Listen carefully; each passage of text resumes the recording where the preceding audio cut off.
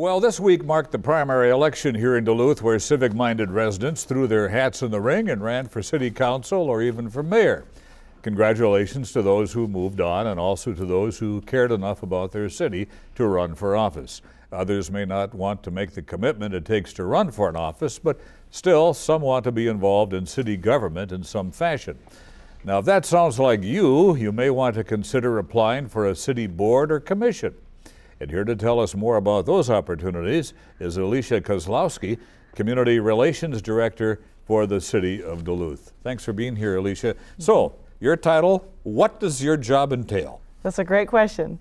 So as a Community Relations Officer, this position really exists to be everything about constituent services, so connecting Duluthians with crucial services and programs. And the other component is also to be a liaison between the mayor's office and other city departments, as well as intergovernmental agencies and other community groups. It's really at the forefront with community. Mm-hmm.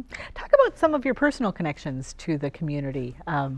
Did you grow up here in Duluth? Mm-hmm. Yes, definitely. Mm-hmm. Well, I grew up in Duluth. My family is from the Grand Portage and Fond du Lac reservations, and Duluth, or Massabi-Kong as we call it, is definitely our homeland. And I grew up in the West End neighborhood. My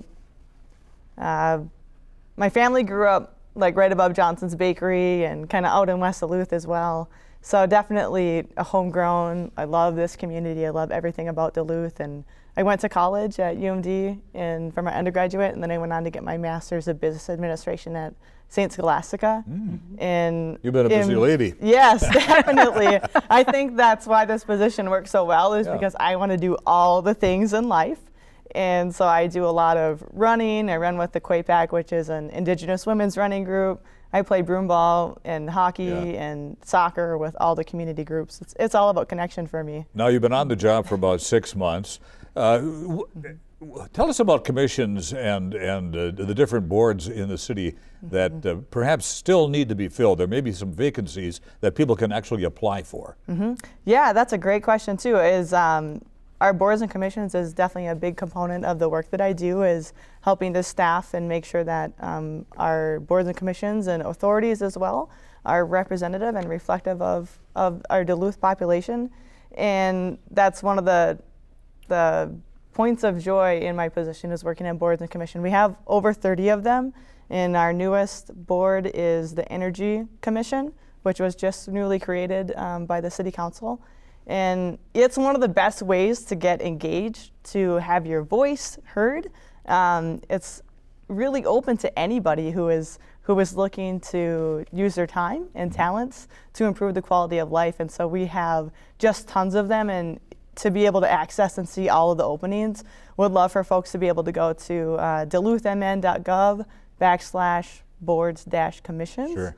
And there you'll see all the different vacancies. It's a great opportunity to be able to see what the boards and commissions are all about. We have everything from parks and recreation to planning to community development and beyond.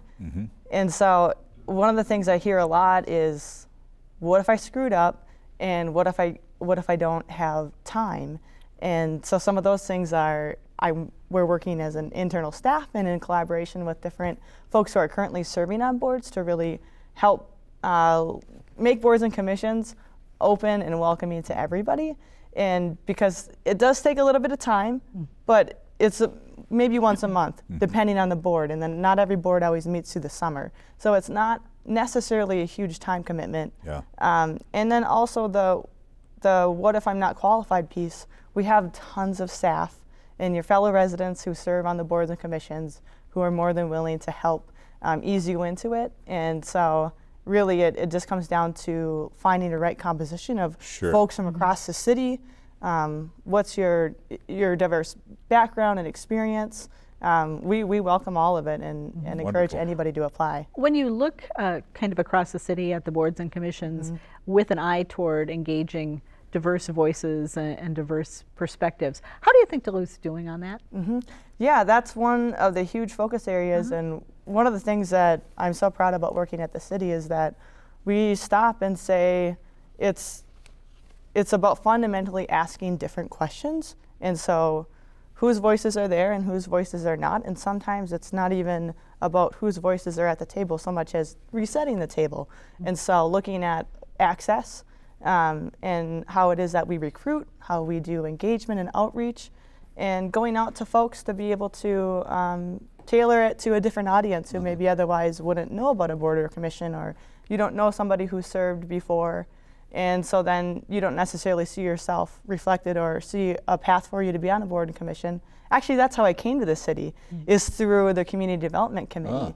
And before that was serving on Imagine Duluth 2035, which was the comprehensive plan.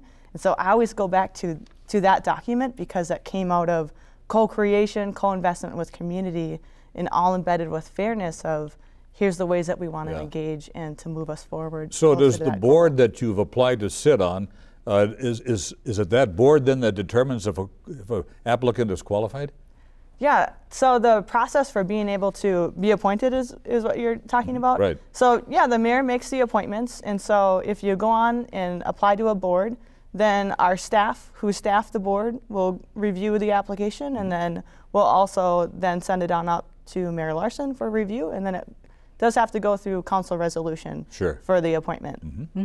You mentioned the QUIPAC that you've been involved in, and interesting story, group of Indigenous women who run. Talk about that and what it brings to your life and to the other members of the group. Oh my goodness, I could talk for days about QUIPAC. So QUIPAC is a collective of Indigenous women, and we've been running for 8 years together. And we started out, there was 5 of us in the early stages, and now we've grown to over 150 active runners in Minnesota and Wisconsin and actually beyond. And I would say QUIPAC is a humongous driver and just an extension of who we are and how we live, and it absolutely comes into my work as a community relations officer. As a QUIPAC, we've all started running for various reasons, and a lot of time it's as a result of grief or sickness, whether that's mental health or addictions in families, different substance abuse, grief and losing a child or a loved one. And we've been able to find this space and cultivate a space that didn't exist just for Indigenous women. And it's so much more than just the running. I mean, we run 5Ks on up to 50 milers together. Yeah, wonderful. And it is so much joy and positivity. And Alicia, on that positive note, we have to say goodbye. Thank you for being here. Really appreciate you coming in. Thank you for having me. Thank you.